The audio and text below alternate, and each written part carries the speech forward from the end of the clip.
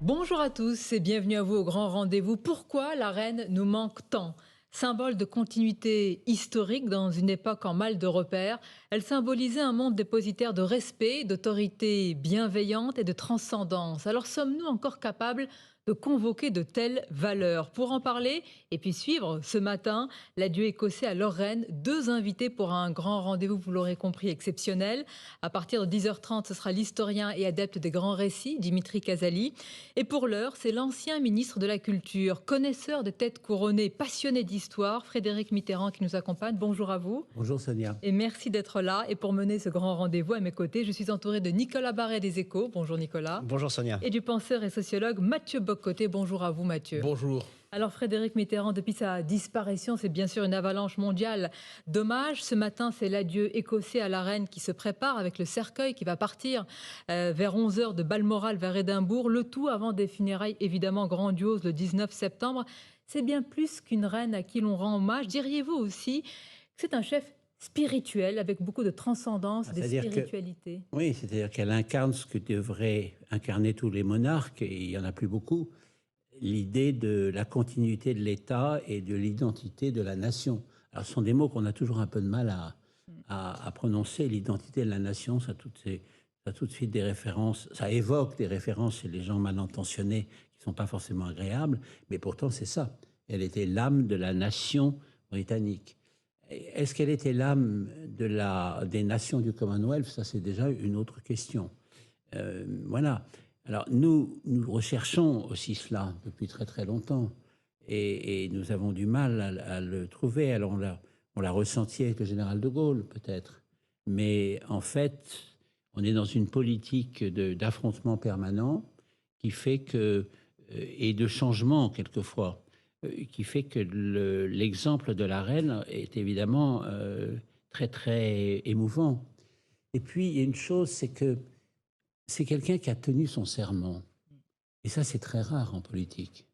Elle a tenu son serment. Parce qu'il ne faut pas se cacher les choses. On dit toujours que la reine n'avait pas de pouvoir. Oui, elle n'a pas de pouvoir, mais elle avait un pouvoir philosophique, je dirais presque mystique, considérable.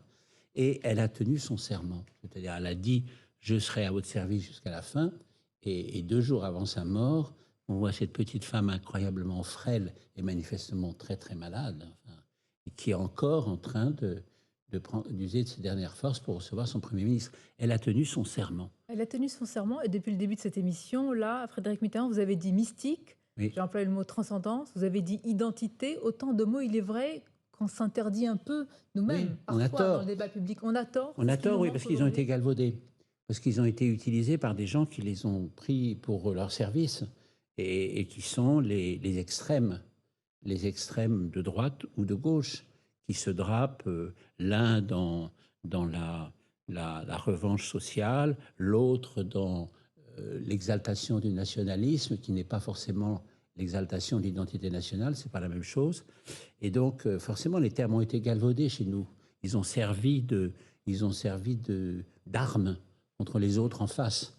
Tandis qu'en Angleterre, avec la reine, on n'avait pas ce sentiment-là.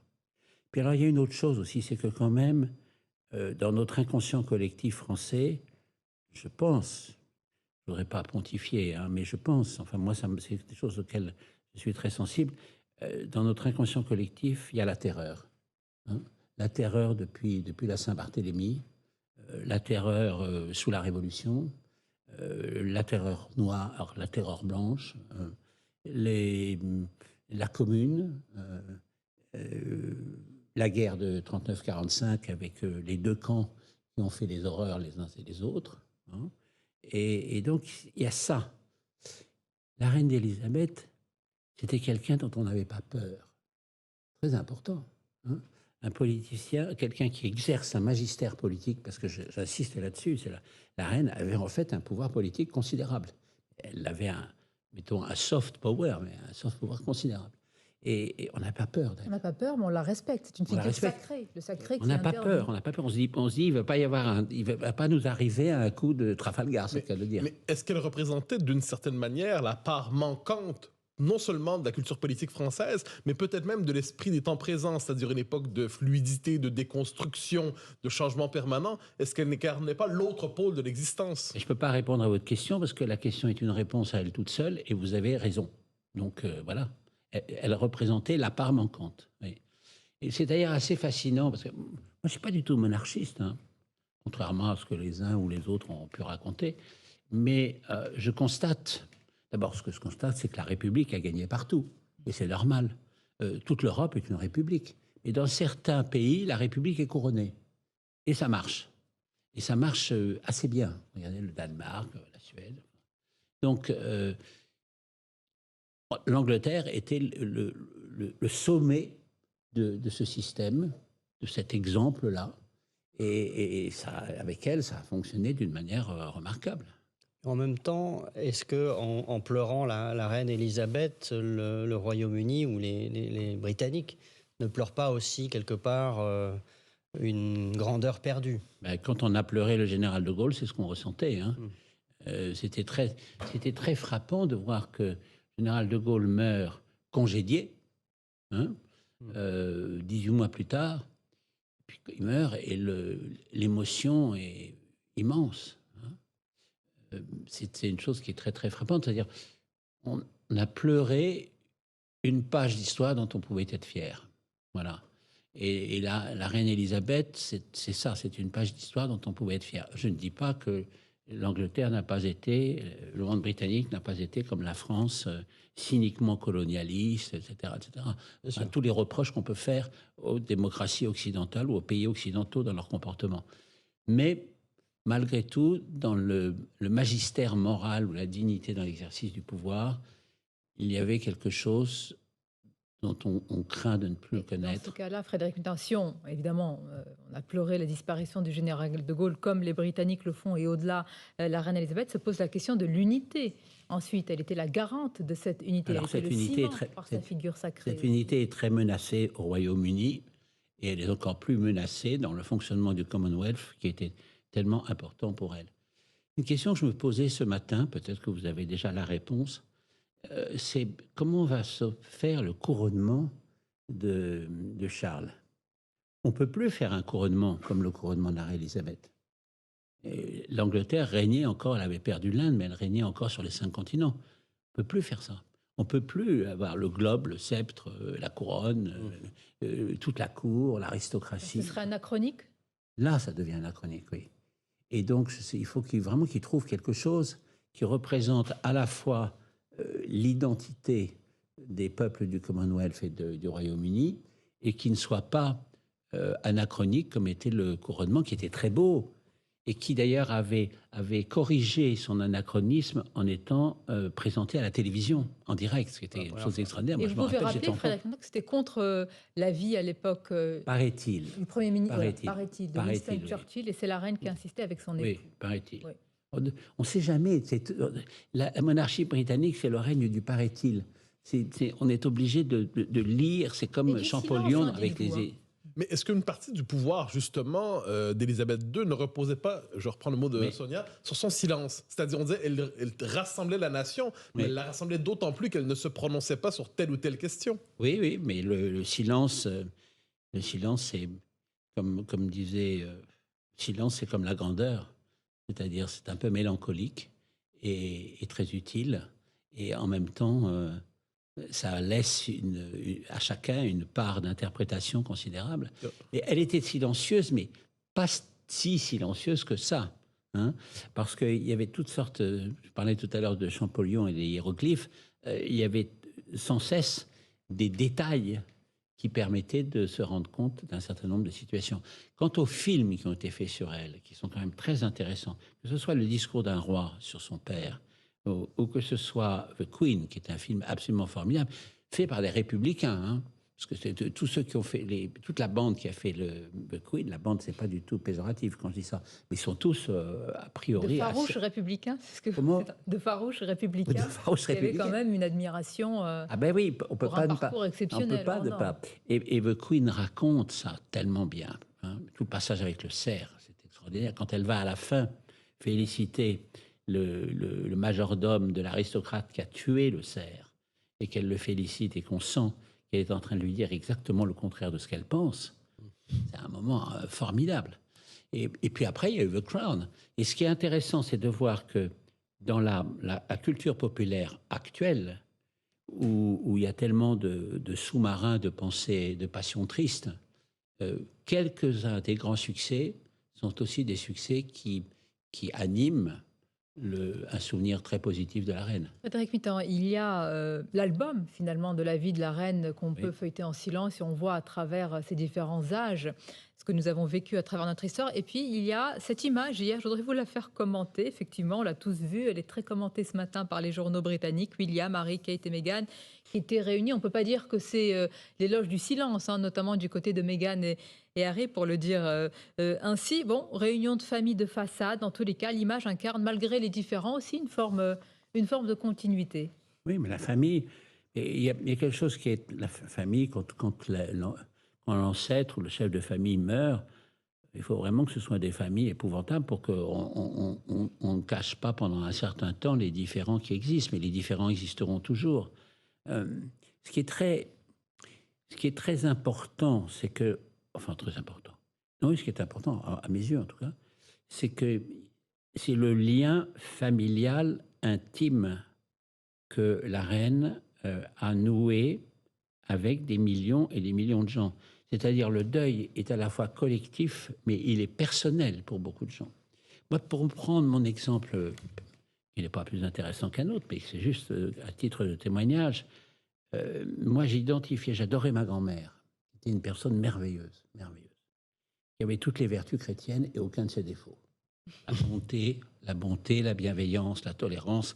Heureusement d'ailleurs, parce qu'avec toute la famille qu'elle a eue, heureusement qu'elle en avait un capital important.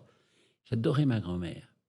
Elle ressemblait à la reine, mais d'une manière incroyable. Elle n'avait pas cherché, d'une manière incroyable. Et quand la reine a fait ce discours formidable, pendant la crise du Covid, qui était « We shall meet again », c'était quand même, il fallait le trouver, ça. Hein. J'ai eu vraiment le sentiment de retrouver ma grand-mère que j'avais perdue et que j'ai perdue il y a 20 ans. Donc ce lien personnel que j'ai pu ressentir, moi, petit Français dans mon coin, etc., j'imagine que des millions et des millions de gens ont dû le ressentir. Et donc un des points importants du patrimoine ou de l'apport de la reine, ça a été ce lien familial. Elle faisait donc partie de la famille, malgré d'ailleurs sa réserve, sa retenue, le protocole et la distance. On va marquer une courte pause et continuer à en parler. C'est intéressant aussi d'interroger sa relation avec les présidents français et évidemment notamment François Mitterrand et d'autres. Une courte pause et on se retrouve en direct sur Europe 1 et CNews.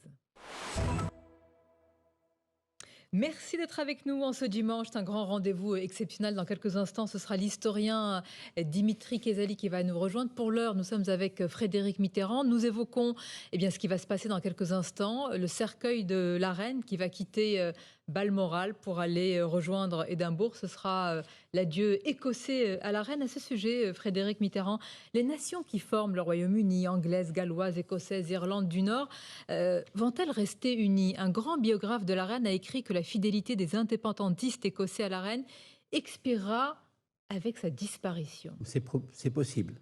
Je ne dis pas que c'est probable, je dis que c'est possible. Alors Nicola Sturgeon, la première ministre écossaise, s'est fendue d'un hommage très net, très fort concernant la reine. Je peux pas vous répondre à cette question. Il faudrait interroger les Écossais eux-mêmes. Mais c'est sûr que la revendication indépendantiste, normalement, considère qu'il faut garder la royauté et donc la reine. Si elle n'est plus là, ce sera donc le roi. Cependant, les écologistes écossais qui sont très importants sont pour la République. Si jamais l'Écosse se séparait de l'Angleterre, ce qui me semble improbable en vérité, si jamais l'Écosse se séparait de l'Angleterre, je pense qu'inévitablement, elle irait vers la République. Au fond, c'est une charge très lourde qui pèse sur les épaules de Charles III. Est-ce qu'il sera capable d'être ce ciment de l'union si l'on en juge par son discours, qui était tout à fait remarquable, il est possible qu'il puisse assumer cette charge. Sauf qu'il va y avoir des des crises telles que le Royaume-Uni n'en a pas connues. Et donc, ça va être extrêmement agité. Cela dit, pour un roi, il vaut beaucoup mieux que ce soit agité qu'une bonasse où il ne se passe rien et où finalement, tout s'évanouit et tout s'oublie. Mais permettez-moi de reprendre la question de l'unité, en fait, non seulement du Royaume-Uni, mais du Commonwealth aussi. Alors, vous l'avez évoqué, en d'autres temps, c'était l'Empire britannique sur lequel jamais le soleil ne se couchait. Mais quel est le sens, quel pourrait être le sens aujourd'hui du Commonwealth pour les peuples qui y participent, alors que l'histoire qui en a accouché n'est plus nécessairement la nôtre? Ne pas devenir américain. Si le Canada ne veut pas devenir le 51e État américain, il doit garder la monarchie. Si l'Australie ne veut pas être totalement isolée face aux ambitions de la Chine et de l'affrontement inévitable entre la Chine et les États-Unis, elle doit garder la monarchie. La monarchie comme symbole de la vieille Europe, finalement. Comme symbole de son histoire, parce que c'est son histoire quand même aussi. Hein. Les Australiens, c'était au départ en partie les bagnards qu'on envoyait. Ce sont des pauvres aborigènes qu'on a très maltraités. C'est tout un ensemble de choses. Mais la monarchie a été présente à son histoire dès le début, avec certainement des erreurs, et notamment une Sardine Rousseau australienne a refusé de prêter serment à la reine quand elle a été élue. Puis finalement, elle a bien été obligée parce que la présidente du Parlement lui a dit « Écoutez, il faut que vous lisiez la formule » qu'elle a lue très difficilement. Bon, bien sûr. Et en disant la reine, je ne peux pas prêter serment à la reine qui représente la force colonialiste qui a écrasé les aborigènes. L'Australie est très tentée de devenir une république. Ça, oui, mais on tourne autour de cette question depuis le début. Mais moi, je vous ai fait une réponse. Je voudrais simplement, pour nos téléspectateurs et nos auditeurs sur Europe 1, raconter ce qui se passe à l'image. Ce sont les grilles de Baltimore que l'on aperçoit. Balmoral, pardonnez-moi. De Balmoral, j'étais un peu plus loin. Non, mais Baltimore, on peut y aller aussi si vous voulez. Ce sera une prochaine étape. Et le cercueil de la reine devrait quitter celui dans quelques instants. Direction, on l'a dit, Édimbourg. Il y a aussi, Frédéric Mitterrand, un mystère qui entourait la reine, à la fois très enraciné dans un monde d'avant, on va dire, et tout à la fois très présente dans ce qui est contemporain. Comment expliquer ce en même temps assez unique et particulier? Parce que la reine était très intelligente. Moi, je me souviens, je suis désolé, je fais un peu de name dropping, mais enfin, on peut dire des mots anglais aujourd'hui. Je me souviens d'un jugement de François Mitterrand disant que c'était une des femmes les plus intelligentes d'Europe. Et donc, elle est très intelligente. Donc, elle avait compris. Alors, c'est toujours la même chose. On comprend des enjeux qu'on doit tenir, des défis qu'on doit surmonter, puis en même temps, on est ce qu'on est. Elle était quand même aussi l'héritière d'un monde aristocratique, de tradition, de la manière dont son père avait donné l'exemple, de sa mère qui était pas du tout qui était extraordinairement sympathique et amusante, mais qui était quand même très, très braquée sur les réflexes aristocratiques. Elle était cela aussi. Mais comme elle était très intelligente, on vient de voir justement, pardonnez-moi, on vient de voir une photo très intéressante. Avec les présidents français, on a vu Jacques Chirac, Nicolas Sarkozy, François Hollande, évidemment François Mitterrand. Pourquoi avait-elle cette préférence, on peut le dire, marquée pour François Mitterrand parmi tous nos présidents? Elle avait la même préférence à l'égard de Harold Wilson. C'était des socialistes qui parlaient à la reine et qui parlaient à une femme. Et François Mitterrand était un séducteur. Et François Mitterrand aimait les femmes. Et elle aimait les hommes. Donc, il y avait... Non, mais c'est très important. Il y avait un lien qui ne se disait pas. Et il y a une image que je n'ai pas revue dans toutes les images qui ont été diffusées. L'inauguration du tunnel... Ah oui, qui est une image extraordinaire. Sous la Manche, oui. Ils sont côte à côte. Elle comprend parfaitement, évidemment, parce qu'ils parlent très bien français. Et la reine va être très, très émue. Vous pouvez nous raconter ce qui s'est passé? C'est très, très touchant parce que François Mitterrand sort, comme il le fait souvent, de son discours. Et il dit, mais moi, pendant la guerre, je pensais très souvent à ces deux petites filles, elle et sa sœur, sous les bombardements à Londres. Et là, blush. C'est un choc qu'elle ne s'y attendait pas. Parce que souvent, dans ces cas-là, vous avez avant le discours de la personne qui va vous succéder. Donc, vous avez lu. Vous n'y attendez pas. Et elle est prise d'une émotion très, très forte. Elle se penche sur son programme et elle cache cette émotion. Avec François Mitterrand, il y avait ça. D'ailleurs, François Mitterrand, vous parlez c'était pas uniquement des propos de convenance. Et quand il avait quelqu'un en face de lui, on peut le critiquer pour beaucoup de plans, mais on ne peut pas lui nier ça. Dans beaucoup de domaines, quand il avait un interlocuteur, il cherchait à atteindre cet interlocuteur sur le plan émotionnel. Donc il faisait la même chose avec la reine. Mais comme il avait une vieille tendance monarchiste quand même, il avait d'autant plus de sympathie pour elle. Comme elle était intelligente et qu'elle lui répondait, et comme c'était une femme qu'il voulait aussi séduire, donc ça marchait très bien. Vous dites qu'il avait une vieille tendance monarchiste, mais est-ce qu'on pourrait dire aussi que François Mitterrand avait une psychologie monarchique, ce qui fait que les deux pouvaient se comprendre naturellement? Alors, il avait une psychologie dans son comportement. On sait bien comment ça se passait et comme on le lui a reproché. Mais il ne faut pas oublier que sa sœur s'appelait Marie-Antoinette, que sa mère était royaliste, que donc il avait un passé comme ça qui était très fort sur ce plan-là. Et donc, au départ, il n'avait pas de préjugés anti-monarchiques, loin de là. Et en fait, il trouvait en face de lui quelqu'un qui incarnait tout ce que sa mère lui avait dit de remarquable sur la monarchie. Donc déjà, ça marchait très bien.